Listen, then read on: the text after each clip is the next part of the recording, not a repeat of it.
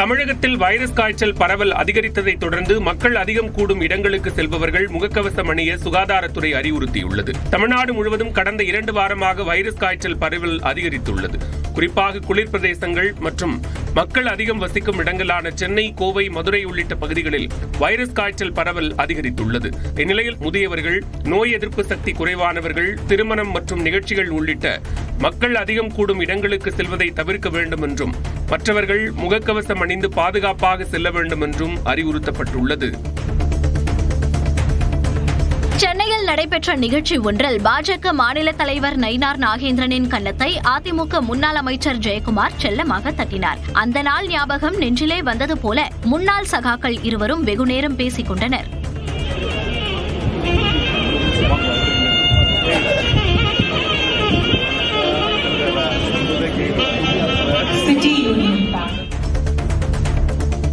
திருச்சி ஸ்ரீரங்கம் ரங்கநாதர் கோவிலில் யாசகரை தாக்கிய புகாரில் சிறப்பு காவல் உதவி ஆய்வாளர் மற்றும் காவலர் ஆகியோர் பணியிடை நீக்கம் செய்யப்பட்டனர். குடியரசுத் தலைவர் திரௌபதி முர்மு இன்று திருச்சி ஸ்ரீரங்கம் கோவிலில் சாமி தரிசனம் செய்யவுள்ள நிலையில் ஸ்ரீரங்கம் கோவிலில் இருக்கும் யாசகர்களை அப்புறப்படுத்தும் பணியில் காவலர்கள் ஈடுபட்டனர். அப்போது கோவிலில் இருந்த ஆதரவற்ற முதியவர் ஒருவரை காவலர்கள் தாக்கிய காட்சி வெளியான நிலையில் சிறப்பு காவல் உதவி ஆய்வாளர் ரவி மற்றும் காவலர் மணிகண்டன் ஆகியோரை பணியிடை நீக்கம் செய்து திருச்சி மாநகர காவல் ஆணையர் காமினி உத்தரவிட்டுள்ளார்.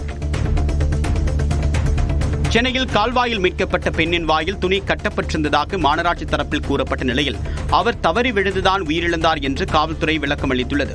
சூளைமேடு வீரபாண்டி நகர் முதல் தெருவில் சாலையோரத்தில் திறந்திருந்த கால்வாயில் பெண் ஒருவர் சடலமாக கண்டெடுக்கப்பட்டார். இதுகுறித்து விளக்கம் அளித்த சென்னை மாநகராட்சி அதிகாரிகள் தவறி விழுந்து அவர் உயிரிழக்கவில்லை என்றும் அவருடைய வாயில் துணி கட்டப்பட்டிருந்ததாகவும் தெரிவித்தனர். ஆனால் இதனை மறுத்திருக்கூடிய காவல்துறை பெண்ணின் வாயில் துணி எதுவும் கட்டப்பட்டிருக்கவில்லை என்றும் அவர் தவறி விழுந்து உயிரிழந்ததற்கான ஆதாரம் இருப்பதாகவும் விளக்கம் அளித்துள்ளது. ராணிப்பேட்டை மாவட்டம் தச்சன்பட்டறை கிராமத்தில் மாசடைந்த குடிநீர் விநியோகம் செய்யப்படுவதாக பொதுமக்கள் குற்றம் சாட்டியுள்ளனர். கடந்த சில நாட்களாக குடிநீர் மஞ்சள் நிறமாக வருவதாகவும் ஆனால் வேறு வழியின்றி பயன்படுத்துவதாகவும் வேதனை தெரிவித்த மக்கள் நோய் தொற்று பரவும் அச்சம் எழுந்துள்ளதாக குற்றம் சாட்டியுள்ளனர். இந்நிலையில் பேச்சுவார்த்தைக்கு வந்த வட்டார வளர்ச்சி அதிகாரியுடன் பொதுமக்கள் கடும் வாக்குவாதத்தில் ஈடுபட்டனர். சென்னை அருகே கைது செய்யப்பட்ட சரித்திர பதிவேடு குற்றவாளி தற்கொலைக்கு முயன்றதால் பரபரப்பு ஏற்பட்டது. மாரி என்பவர் மீது பல குற்ற வழக்குகள் நிலுவையில் இருக்கும் நிலையில் தலைமறைவாக இருந்த அவரை செங்குன்றம் பகுதியில் காவல்துறையினர் கைது செய்தனர். அவரை புடியந்தோப்பு காவல் நிலையம் அழைத்து வந்து விசாரணை நடத்திய போதுதான் மறைத்து வைத்திருந்த பிளேடை எடுத்து கழுத்தை அறுத்துக் கொண்டார். சென்னை ஸ்டான்லி அரசு மருத்துவமனையில் அவருக்கு சிகிச்சை அளிக்கப்படுகிறது. மாவட்டம் மேட்டுப்பட்டி தாதனூரில் அரசு பேருந்து ஓய்வு பெற்ற ஓட்டுநர் வீட்டில் இருந்து 60 சவர நகைகள் கொள்ளையடிக்கப்பட்டுள்ளன. வெங்கடாச்சலம் என்பவர் திங்கட்கிழமை அன்று துறையூரில் இருக்கும் உறவினர் வீட்டிற்கு சென்றுவிட்டு செவ்வாய்க்கிழமை வீடு திரும்பியுள்ளார். அப்போது அவரது வீட்டின் பூட்டு உடைக்கப்பட்டு பீரோவில் இருந்து 60 சவர நகைகள், 50,000 ரொக்கம் உள்ளிட்டவை கொள்ளையடிக்கப்பட்டிருந்தது தெரியவந்தது. இதுகுறித்து காவல்துறையிடம் புகார் அளிக்கப்பட்ட நிலையில் தடயவியல் நிபுணர்களின் உதவியுடனும் சிசிடிவி காட்சிகளின் அடிப்படையிலும் விசாரணை நடைபெற்று வருகிறது.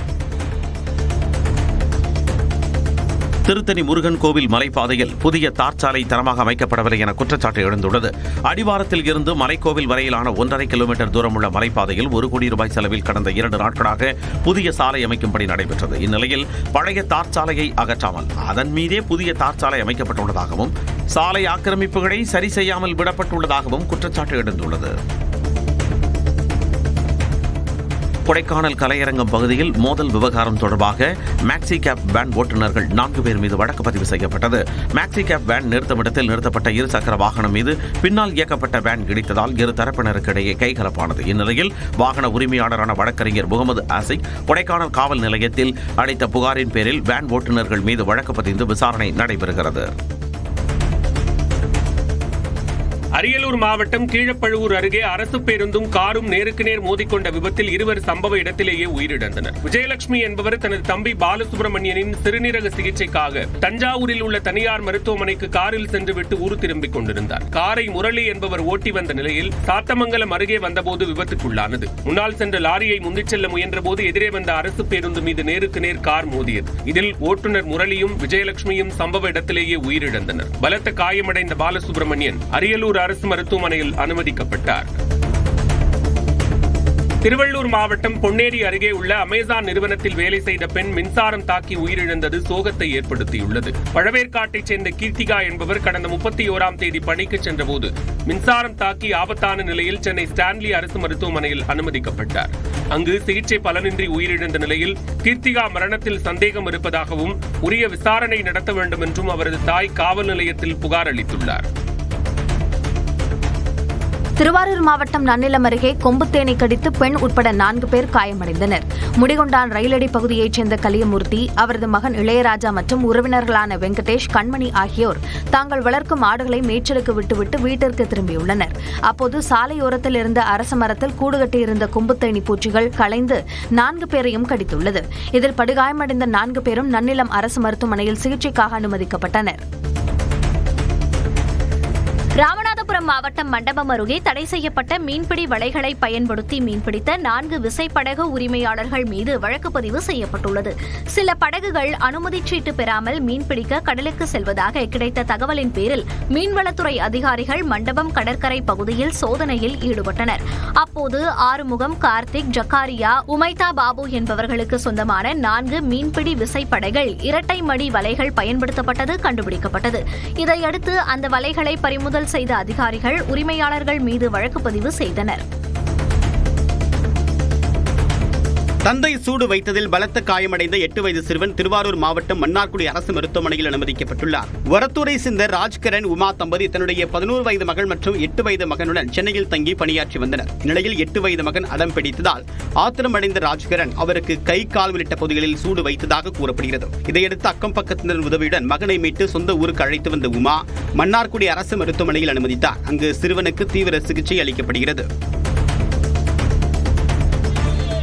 பிரதமர் நரேந்திர மோடியை அவதூறாக பேசியதாக ராகுல் காந்தியை கண்டித்து தருமபுரி தொலைத்தொடர்பு அலுவலகம் முன்பாக பாஜகவினர் ஆர்ப்பாட்டத்தில் ஈடுபட்டனர். குஜராத் மாநிலத்தில் நடைபெற்ற கூட்டத்தில் பிரதமர் நரேந்திர மோடியையும் அவருடைய குடும்பத்தினரையும் ராகுல் காந்தி அவதூறாக பேசியதாக கூறி நாடு முழுவதும் பாஜகவினர் போராட்டத்தில் ஈடுபடுகின்றனர். அந்த வகையில் தருமபுரியில் போராட்டத்தில் ஈடுபட்ட 100க்கும் மேற்பட்ட பாஜகவினர் கைது செய்யப்பட்டனர். ராணிப்பேட்டை மாவட்டம் அரக்கோணத்தில் பேரனின் பிறந்தநாள் விழாவுக்காக சென்ற மூதாட்டியின் வீட்டில் 5 சவரன் நகை மற்றும் 5000 ரூபாய் ரொக்கம் திருடப்பட்டது குறித்து காவல்துறையினர் விசாரணை மேற்கொண்டுள்ளனர். ஜோதி என்ற 60 வயது மூதாட்டி கடந்த சனிக்கிழமையன்று சென்னை அண்ணா நகரில் உள்ள மகள் தீபிகா வீட்டிற்கு சென்றிருந்தார். இந்நிலையில் செவ்வாய்க்கிழமை அதிகாலை அவரது வீட்டின் பூட்டு உடைக்கப்பட்டிருந்த நிலையில் தகவல் அறிந்து வந்த ஜோதி திருட்டு போனது குறித்து காவல்துறையில் புகார் அளித்தார்.